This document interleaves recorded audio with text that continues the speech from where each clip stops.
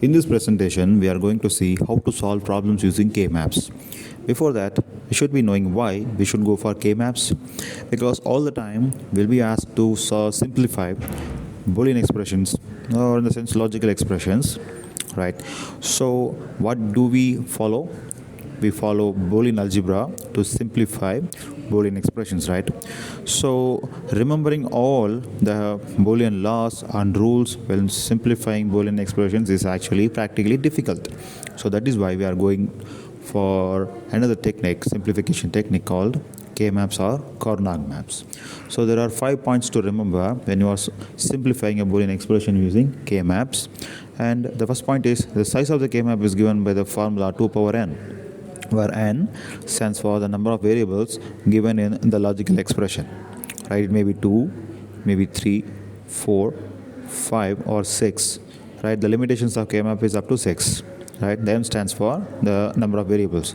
And third point is fill in the K-map with ones according to the given logical expression or Boolean expression that we are going to see. And we have to do the grouping, right? So form the groups as bigger as possible when you are solving the K-maps. So we'll see a problem. So we'll go with the two variable K-map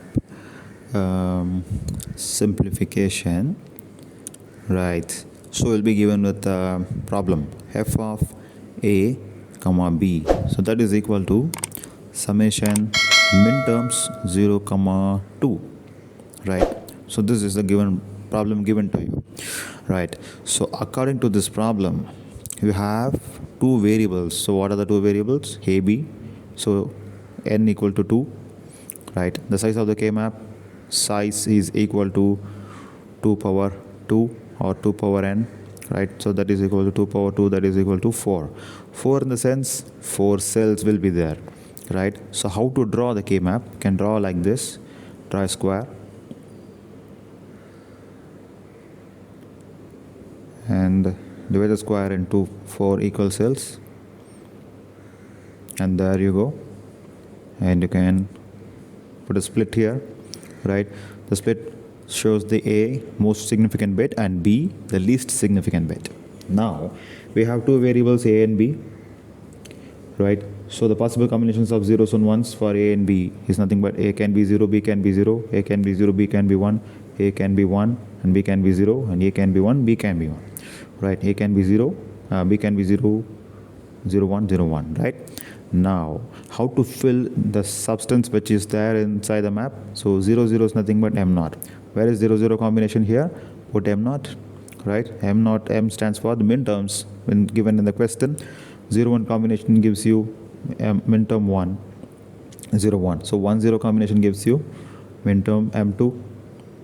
The third minterm, last one is 1, 1 combination of A and B gives you m3. So that is how this K-map is filled with minterms, right?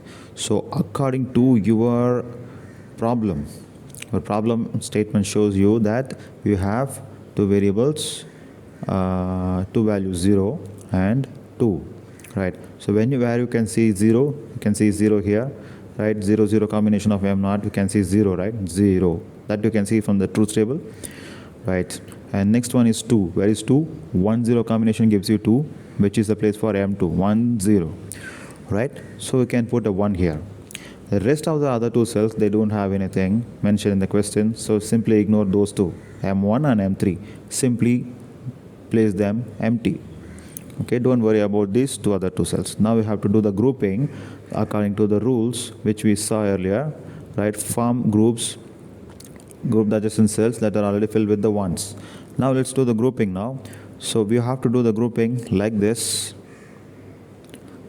right? m0 and m2 are grouped together because they are adjacent to each other. So that is why we have grouped them, and this is how you group them. The group travels in this way from the top to bottom. That means from m0 to m2, right?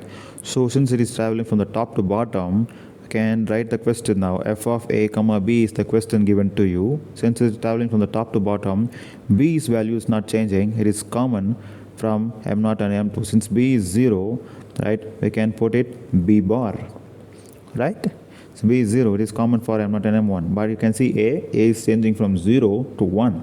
Since A's value is changing from 0 to 1, we cannot take the value of A since the bit value of A is changing. So the only one possible combination available here for this is B bar. So the answer is B bar. If you solve this question, it will be giving you B bar according to K-map. Right? So the thing you should remember is the size of the K-map, the number of variables. According to that, you have to follow the grouping, right? And M0, M1, M2, M3, you have to place. Once you place M0, M1, M2, M3 on the places, then you can plot the maps, then you can draw the grouping, right? Can you group for 0, 1, 3?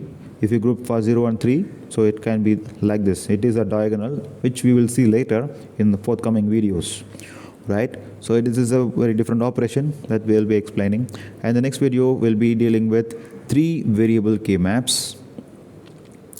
3 variable K-maps coming up the next video. So if you have any doubts, you can put it in the comment section if you require any more videos on K-maps. And thanks for watching, and please leave a comment if you have any doubts or if you have anything to share with us.